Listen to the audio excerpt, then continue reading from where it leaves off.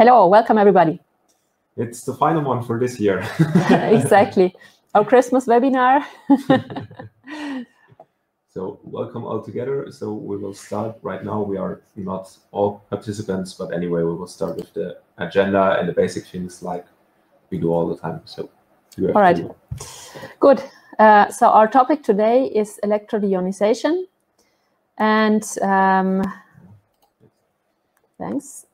We'll start with the agenda. So after a short introduction about ourselves and the webinar, we will start with terms and definitions so that we're all on the same page. Then we're going to have a look in detail at the setup and the function of an EDI cell. And we'll have a look at the design. How is an EDI stage designed? What do we have to think about when we design one? We'll explain about the Herco portfolio for EDI. And the most interesting part, I think, for many people will be we have a look at operation and troubleshooting and what is important to have a good operation of an EDI cell. All right, so first we will introduce ourselves for the guys that don't know us already. Then we will talk a bit about EduDip, the software we are using right now, and also about the objectives for today. So I'm René Scholz. I'm responsible for the Herco Academy and also for the tech support in the hotline for the English customers. I have 10 years water experience and meanwhile 5 years also as a technical trainer, and I'm also certified by the notified body of Germany. My name is Birgit Fabricius. Maybe some of you know me already as well. I'm responsible for product management, and I have 13 years experience in wastewater and in water treatment. Since 2015, we are doing about 40 trainings per year. We already did some before, but we didn't actually count them. And since this year, due to Corona, we are also offering the webinars, and we have done quite a few this year, and we will continue next year with many new topics, so stay tuned. In the background, we have Christian Krumpholz, who will be having an eye on the chat and also answer your questions, so feel free to ask him. Okay, working with EduDip, it's pretty simple, really. The microphone and the camera of all participants are deactivated since we record the webinar. The recording will be provided to you later. We have started on a YouTube channel now for Herco, where we have all the webinar videos. Maybe also interesting for your colleagues who can't participate today. And the communication will be via chat. So if you have questions, you can send them to the moderators, so to us and Christian. And the questions will be answered after each chapter or directly if we see that it has relevance to the slide we're talking about. And if you have very specific questions, maybe project related, those can be answered later by mail. All right, so the objectives for today, in general, we have to get to know the digital learning process. So many of you already have participated in previous sessions, so I don't think it's that new anymore. And also from the technical side, we want the basic understanding of the EDI systems, also the general conditions for the application, and have some basic information about operation and troubleshooting. So we will do a short survey for the start. So how would you rate your knowledge of electrodeionization? So you can decide between either no to little knowledge, a fair amount of knowledge, or you are experienced with electrodeionization.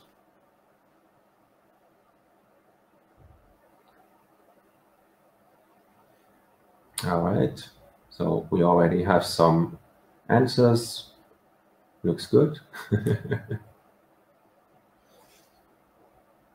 All right, so nobody wanted to press experience. We won't ask. Yeah. All right, so we'll try to improve this a bit for you. Okay, so we'll start then right away with the terms and definitions. We are going to talk about ions and electrodes, and we also have a look at the quality indicators for the product water of the EDI. So to understand the process, we need to know what ions actually mean or are. So what is an ion? Atoms consist of neutrons, protons, and electrons, and an atom has as many electrons as protons. So it's electrically neutral. If the atomic number in the periodic table shows the number of protons and electrons, and if the atom has a different amount of electrons, and it's either positively charged or negatively charged, and it gets to an ion. So to have an example about this, you see here a few ions that are common in water treatment, let's say sulfate, nitrate, ammonia, iron, and we have also the example of water. If the hydrogen atom gives off an electron, we have a proton surplus. Oh, what happened now? The result is an ion with a positive charge, what we call a cation. The oxygen picks up the electron, and it has an electron surplus, and has therefore a negative charge, or anion. So you see, if H2O is separated into these two ions, you have one positive, one negative charge, which in total cancel out. So the next one is the electrodes. So electrodes are actually electron conductors, so they drive the electrons in a direction, and they mostly consist of metal or graphite, and the electrodes inserted in the water are called anode or cathode, and we are using a medium. In our case, at EDI, it's water. Now we come to the quality indicators. What you know is the typical indicator from reverse osmosis is, of course, the conductivity of the product water or the permeate. In the reverse osmosis, we usually end up with, let's say, a permeate of 20 microsiemens per centimeter, 10, 5, let's say. In EDI application, this measuring range becomes smaller because the water is a lot purer. So this conductivity measurement is no longer that useful. For example, you have a conductivity of 0.05 microsiemens per centimeter, which is more or less the limit of EDI. If we have here slight deviations, it's a bit hard to compare the plants because the number is so small. So what we use instead of conductivity, for EDI applications, it makes more sense to measure resistance. We usually measure that in mega ohms in centimeters. This is the inverse value of the conductivity in microsiemens per centimeters, which means, as an example, if we take the conductivity of 0.056 microsiemens per centimeter, that corresponds to a resistance of 17.8 mega ohm. So you just take the inverse value and you have the resistance. It makes it a lot easier to compare qualities because it's more intuitive to compare, let's say, 17 mega ohm to 15 and 0.05 to, I don't know, 0.048 or something, or 6.8. All right. So in summary, we can say that an ion is an electrically charged atom, and cation is a positively charged ion, and an anion is a negatively charged ion. The anode is the positive electrode, the cathode is the negative electrode, and resistance is the inverse of conductivity. So now we do a short survey in between again. So to which electrode do you think do anions migrate? So we're just checking whether you were paying attention, but hey, don't be shy. You didn't see the slides, so you can be excused.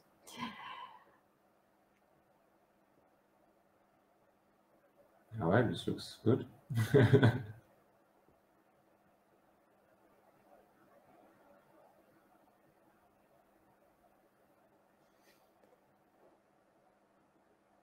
All right, we will wait a more seconds. All right, so doesn't look too bad. Okay, I think you were paying more attention than the German group, actually. They had 50-50. Okay, so now after the, let's say, maybe more boring part, we come to the interesting stuff, setup and function of an EDI cell. We're going to start with a very basic process, the principle, which is ion migration. And we're going to have a look at the role that mixed bed ion exchange resin plays in an EDI cell. And also we will have a look at electroregeneration. And finally, we'll summarize the setup of an EDI cell. So ion migration. So the anions actually migrate to the anode. So you were absolutely right.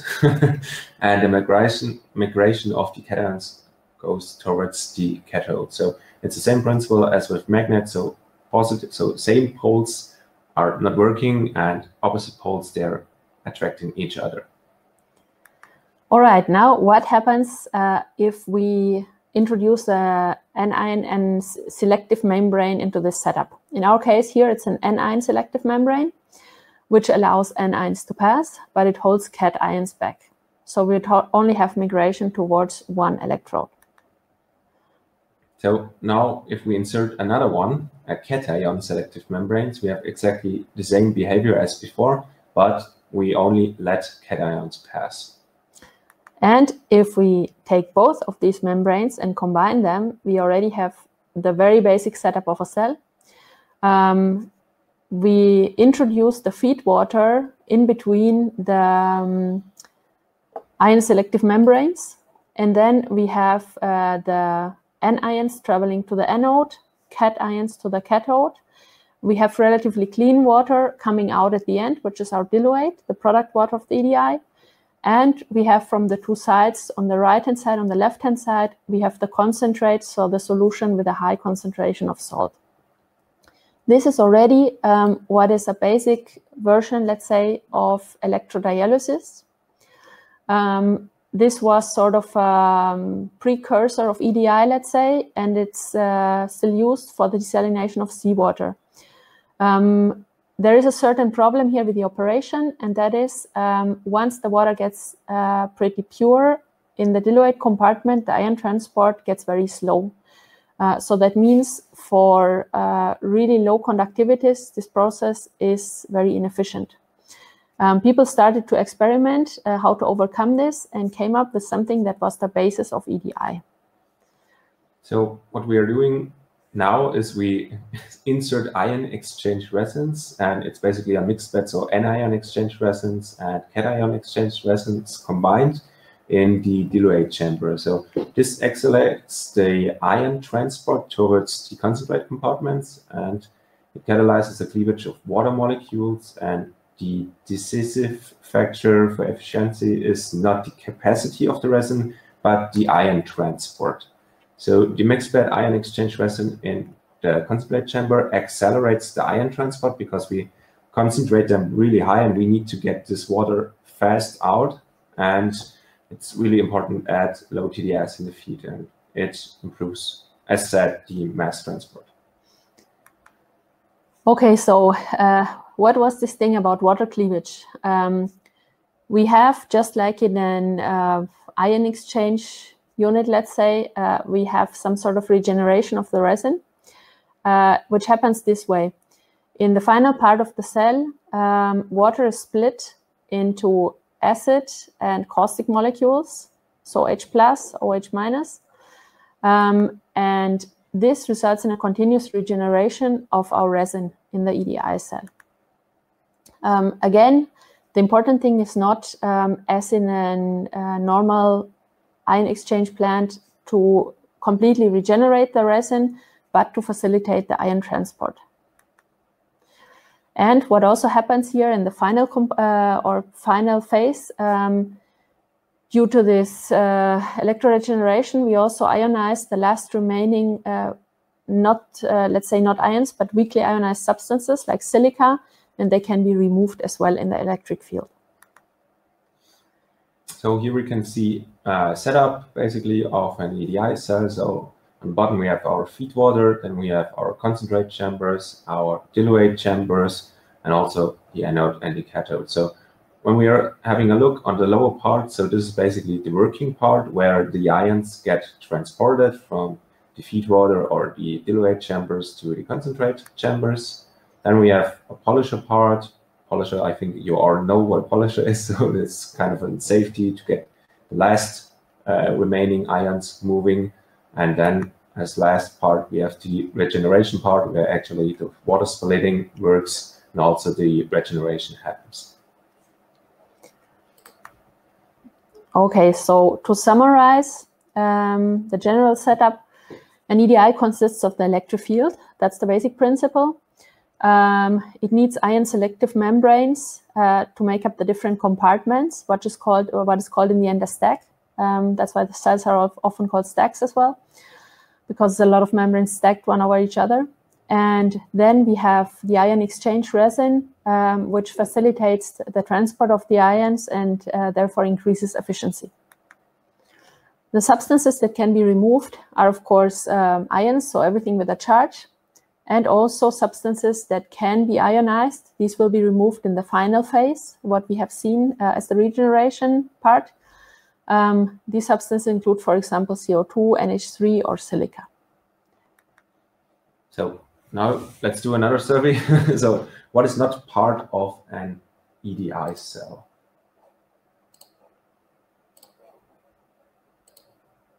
So either the anode, resin, the ion-selective membranes, or an SD card.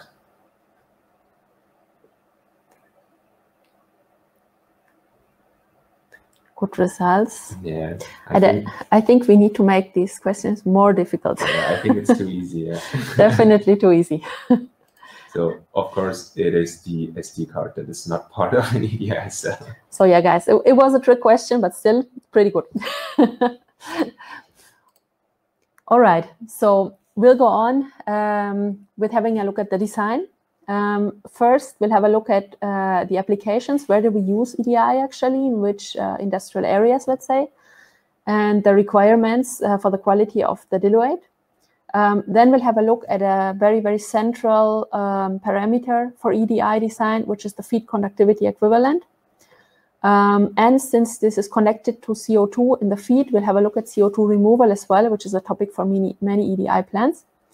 And we'll go through a list of other important parameters that we have to consider in the feed. And finally, we'll have a look at the design, very generally how a cell would be designed.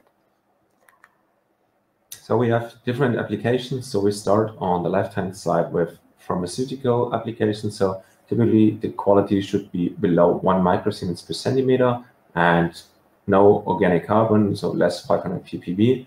And typically, we are using softeners and activated carbon filters for the TOC.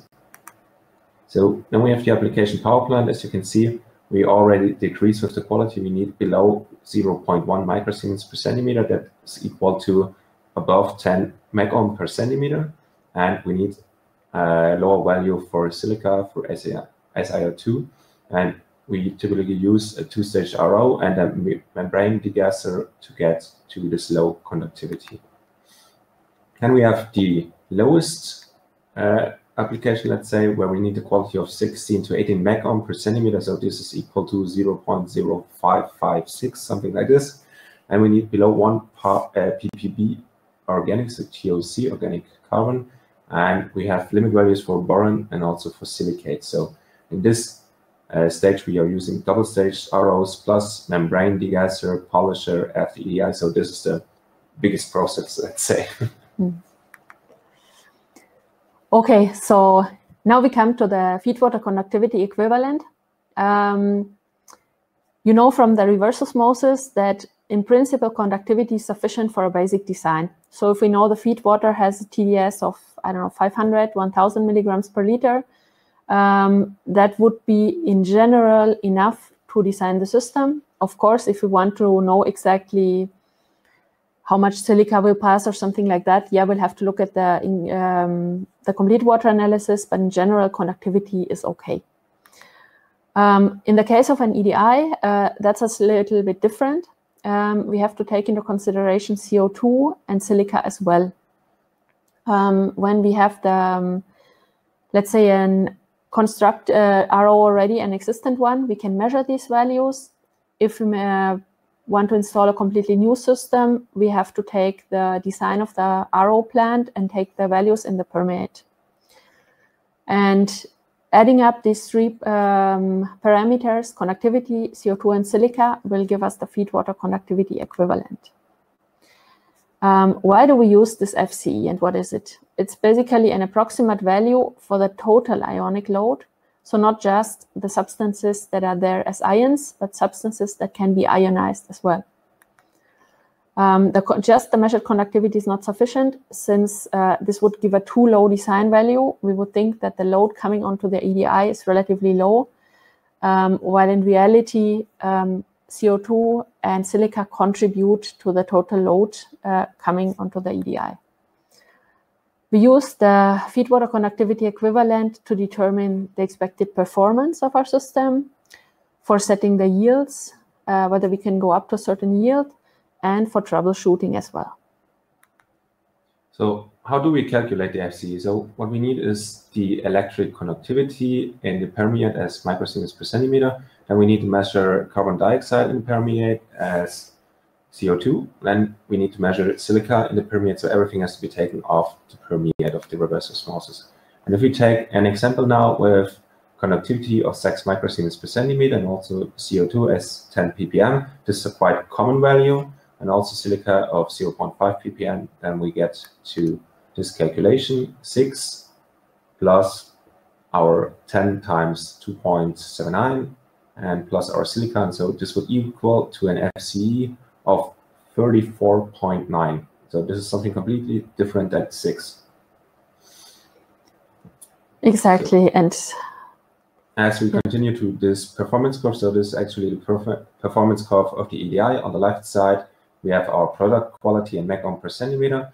On the bottom, we have our FCE in microsiemens per centimeter and also a scale for CO2. So as you remember, we were like at 35 microsiemens as FCE. So at the normal temperature of 15 degrees, this would already mean we are at somewhat at 8 megohms per centimeter, instead of our normal conductivity would say we would be at 18 megohms, but that's just simply not true. Exactly. So you can see in the beginning, maybe if you need a relatively low quality, megaohms 2 or 4, that doesn't maybe matter so much. But once you reach higher qualities, it is very important to take into consideration the entire load that comes to the system.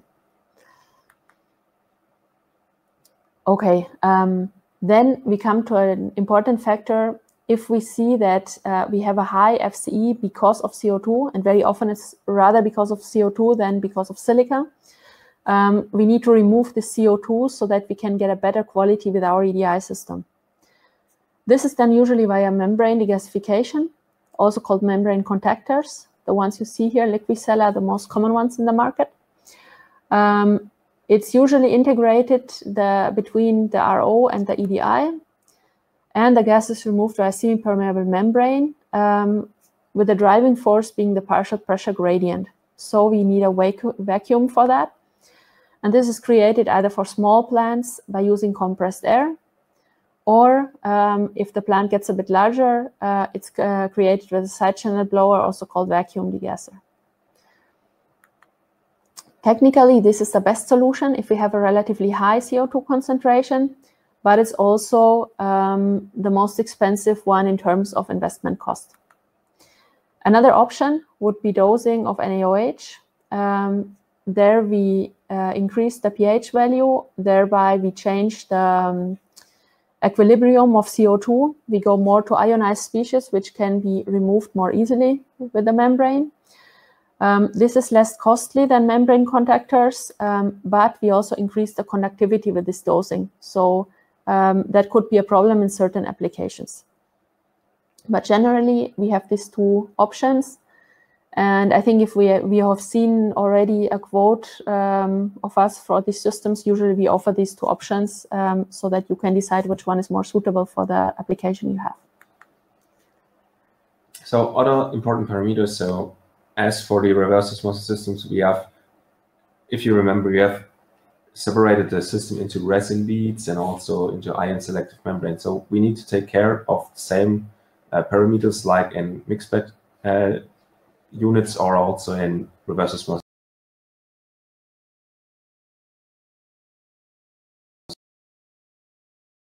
With organics or metals, and also a problem with oxidation or particles and colloids. So it's really similar to reverse osmosis system. So we have to check our pre-treatment that it's accordingly. Okay. Right, now we have a look at the design. An overview, not in a lot of detail. We have based the design on the feed water quality, of course, and either we have the feed water data from the design of the reverse osmosis, or we take an analysis of the permeate of an existing reverse osmosis. It's important then to calculate the FCE, maybe to check if CO2 has to be removed beforehand because we don't reach the quality that we need. This is usually checked with the design program of the EDI supplier.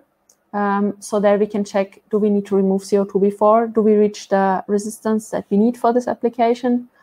And we get the number of modules that we need for the desired quality and for the flow rate that we require. The maximum yield is also determined with this program. This is influenced, of course, by the feed water quality. So usually it's in the range of 90 to 95%. If the feed water has, for example, still a bit of hardness left over, we might not be able to go to the 95%. So there, the pretreatment might have to be adjusted to get the optimum system that we need. So as we said, it's important to see the system as a complete total system, including the pretreatment. If improved pretreatment, we might need a smaller EDI, let's say. If we don't have a suitable pretreatment, we won't reach the values that we want to reach with the EDI. It's also important to have a look at the design of the reverse osmosis, for example, to avoid water hammers, because these will influence the quality of the EDI as well. We have a question. What about other non-condensable gases? So I would like to ask you to define this a bit more, what you're meaning with this.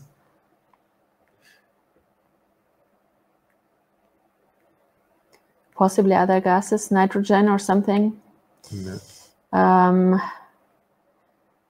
As long as they cannot be ionized, might not be a big problem. But it depends really on the type of gas. But the most common one, because it can pass the RO membranes if it's in form of a gas and not an ion, is really CO2. Okay. So just to take another survey, what or which parameters are part of the feed water conductivity equivalent?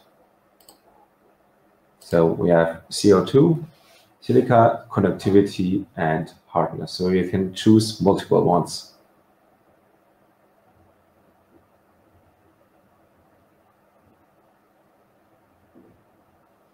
All right.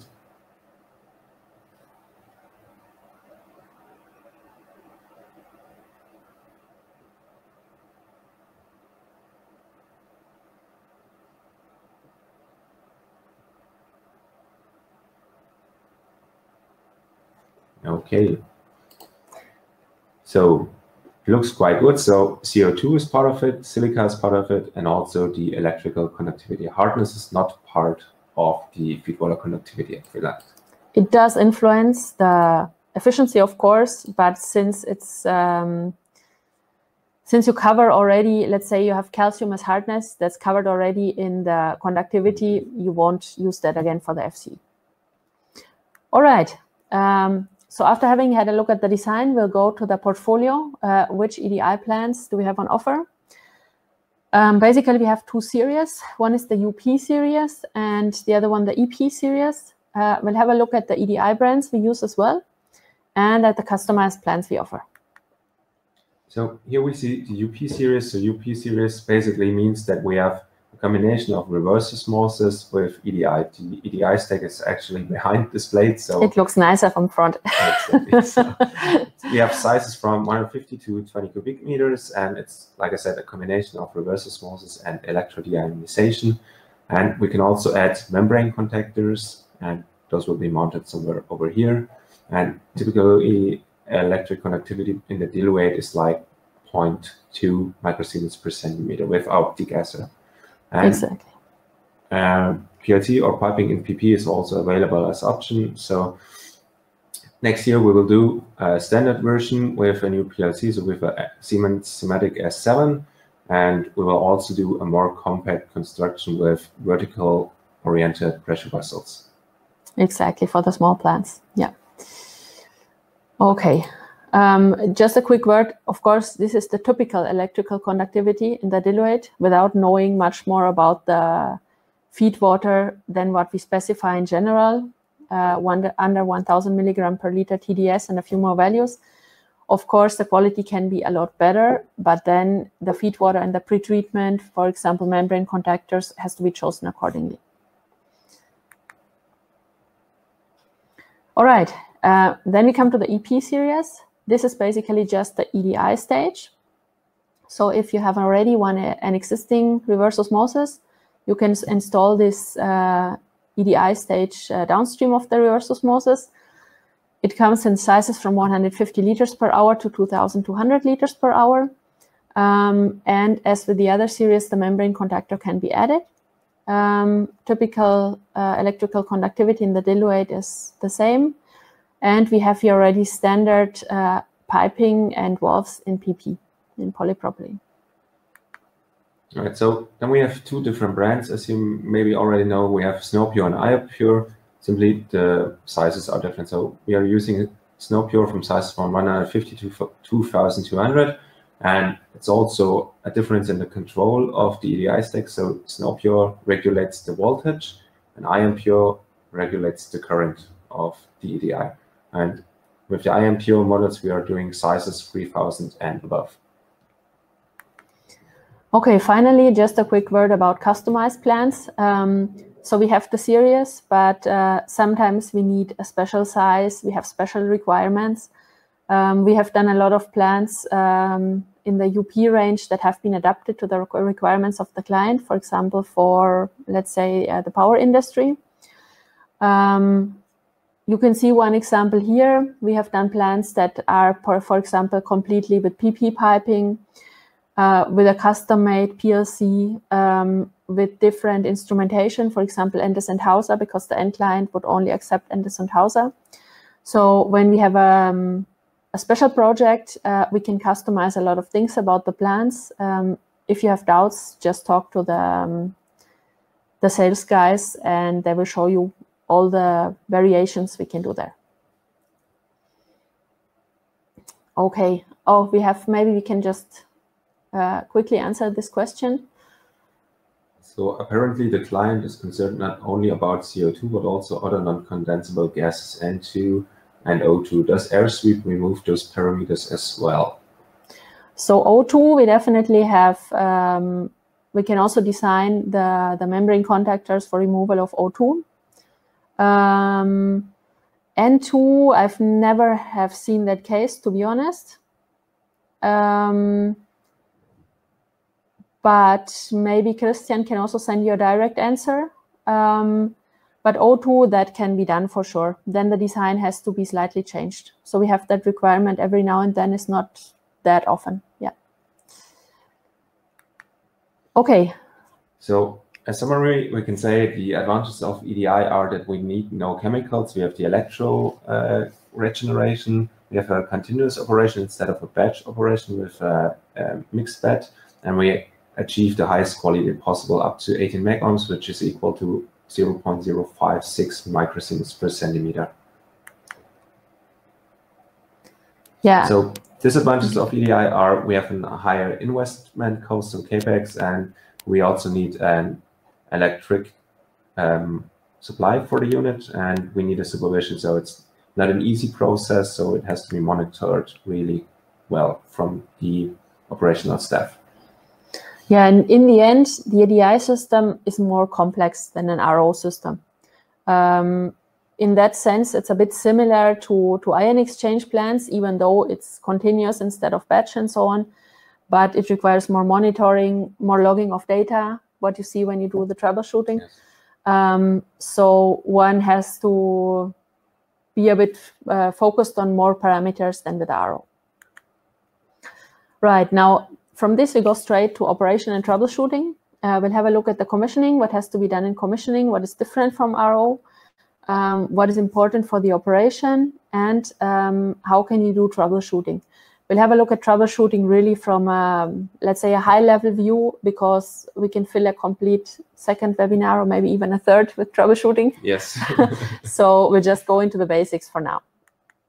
All right, so for the commissioning, we have a to-do list. So we have to check the torque of the unit, then we have to check the feed water and also the DC voltage supply. We have to check our water connections, connect all the outflows up to the sewer, rinse the pipelines, set limit values up for our unit for the customer. And then as we start with commissioning, as soon as the quality is okay, the water can be sent to the customer. So it's not like there's a preservation inside the EDI, it's only the RO that has to be flushed. And at the beginning, the system should run for 24 to 84 hours, 48 hours to reach the equilibrium. So we see, okay, that runs stably in it. That's a difference to RO, right? How long would you wait for the RO? Maybe 1 hour. So yeah, that's quite some difference. Yes. And really important, fill out the logbook with all the parameters that are on these log sheets. So you are sure that we have all the data we need for further troubleshooting. Because I think that's a big problem. Yes. Once people call. They have like 3 parameters and say, yeah, what could it be? And it's really hard to tell if you have not the complete history and not all the parameters. Right. You'll see that also once we go into the troubleshooting, that a lot of the symptoms are similar, and then it's really important to have more data to see what is the real reason or root cause for the problem. Okay, operation. We have some daily doings, let's say. So to fill the logbook, this is very important, so that some problems develop gradually, and then it's really helpful to be able to see the values that were logged. This is going to get also a bit easier once we move all the UP plans to PLC operation, because then a lot more values are logged automatically in the plan that don't have to be written down every day. So it's important to check the feed water, check if there are any changes there. And the next thing would be, we recommend for EDI twice yearly maintenance, where the voltage and the current can be recalculated and adjusted if necessary. The function of the flow rate alarm should be checked, concentrate flow rate, right? At the current plants we have, this is a rotameter still with a sensor. When we move to PLC, this will not have to be checked anymore, because then it's automatic. But right now, it has to be checked. And in general, sensors should be checked and recalibrated if that is necessary. Finally, cleaning and disinfection only if needed, because of course, as with the RO, a not necessary cleaning or disinfection will always add to the wear of the parts. So the equipment you are needing for troubleshooting and also mainly for the commissioning is a CO2 test kit. This is what you see on the right side. It's basically working like every chemical test. It's just some reagencies that you put into water and then it reacts with a color. Then we have a chlorine test kit that we need, so we are sure that no chlorine damages our system. Silicate as well, then hardness measuring sets, conductivity meter just for reference measurements, also multimeter and current clamp for checking that the EDI is getting the correct voltages and also the current, and then the torque wrench, which is typically included in the system to re-tighten the modules. Very important also to say is that you can't just say, okay, there's no chlorine, I get activated carbon. So you always have to consider that it could be that something fails and just keep an open mind. Right, because I guess you see a lot of cases where one thinks before, okay, it cannot be that problem, and then in the end it is. Yes. Okay, so we'll have a look at the different causes of operational problems and the troubleshooting. One important problem is scaling, just like with the reverse osmosis. The causes are usually that either there's no softener installed upstream or the softener does not work very well. Usually the scaling is caused by hardness rather than silica. But of course, if you work in a region or a country where you have a lot of volcanic rocks, you can have a high silica content in the feed water as well. Then it could be a factor. Scaling also occurs when the yield has been set too high that's where we need a good design of the plant to determine what would be a realistic yield with the water parameters we have. The symptoms are usually first diluent quality, so we get the worst diluent quality. It can also be that the electrical resistance of the system increases. That's the resistance of the cell, not of the diluent. In grave cases, we can also get a reduction of the concentrate flow rate. That's why we have the alarm, for example, on the plant. And what we can do is we can check up whether scaling is involved by performing a mass balance of the EDI cell. That's pretty, well, in theory, pretty simple. So we measure, let's say, the hardness coming into the EDI cell and what is going out in the concentrate. And if we see that there is a big difference between the two values, we know that the hardness or the ions have to be somewhere, and that's usually in the cell. One can check the softener as well. So measure hardness before the softener, after the RO. Very important really in the feed to the EDI. And check for any equipment malfunctions that are obvious. If it has been determined that scaling is the cause of problems, an acid cleaning has to be carried out usually. There we don't want to go here into details about the chemicals and the percentages, because that depends also on the brand of the EDI cell. Exactly.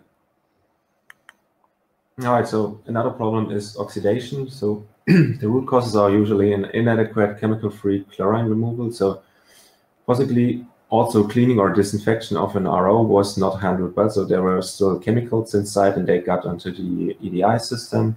Also possible would be chlorine and feed high. And so what actually happens is with oxidation that the resin beads, they are solved, and then the first symptoms are worsening of the diluent quality, then also increase of the electrical conductivity, and finally a reduced flow because the resin block each other and block the flow, so nothing can get through the stack anymore.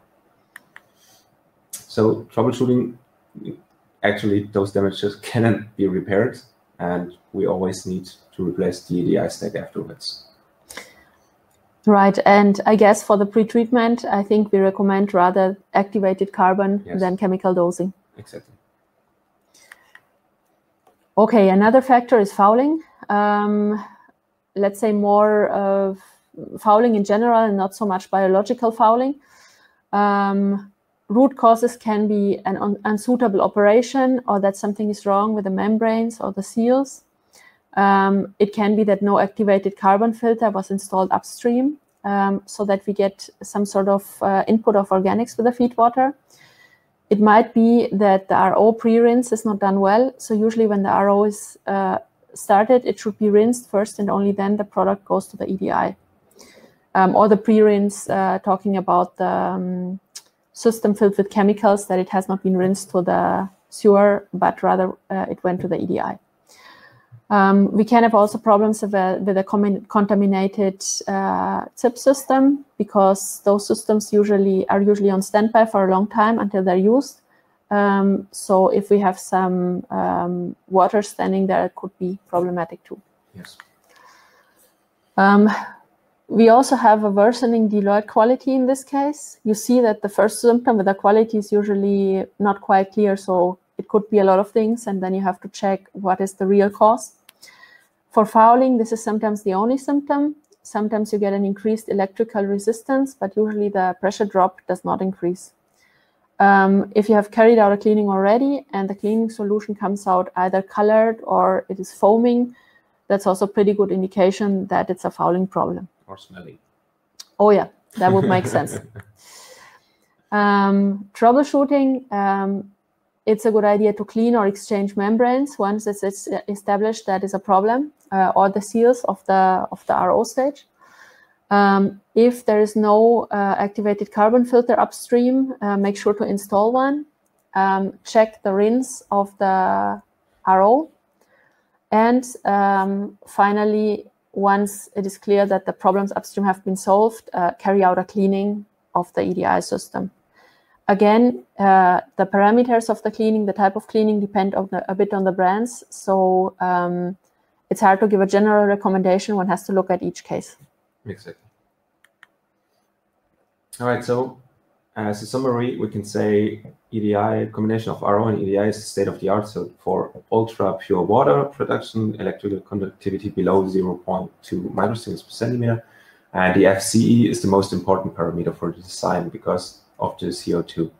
And EDI is a more complex system than reverse osmosis, and also more complex to troubleshoot because it's not giving clear signals, let's say. And logging of the operation data and suitable equipment are the most important factors for troubleshooting and also commissioning and everything. So conductors, if you want to have an offer for a technician webinar, so this was just a really, really small basic webinar now. We have like material for 1 day trainings for EDI. So if you would like to have a more in-depth one, then contact us. Yeah, and we have, we also wanted to present our webinar program for 2021 already, since this is the last one for 2020. We'll start after the Christmas holidays again, probably beginning middle of February, with a presentation of the new KR series with the PLC. So we'll do that. What we will do also for the UP series, we'll start with the KR in January 2021.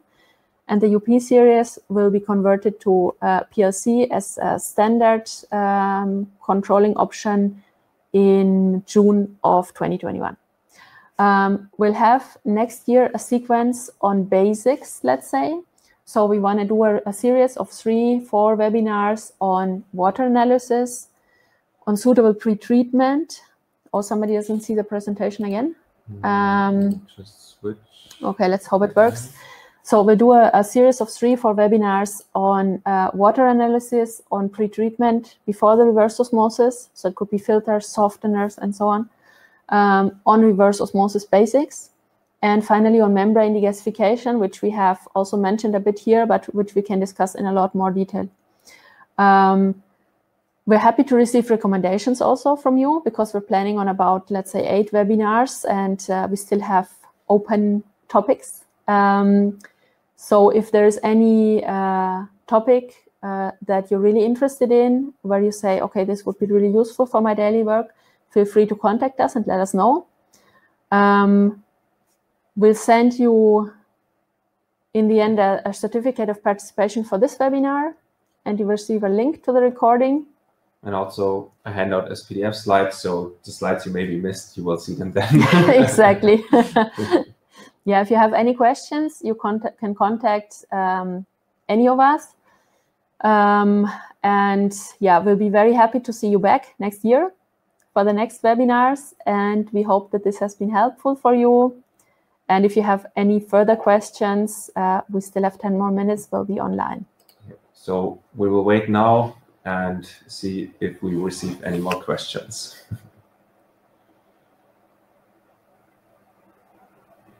Okay, everybody's quiet. So either very well explained or too many questions.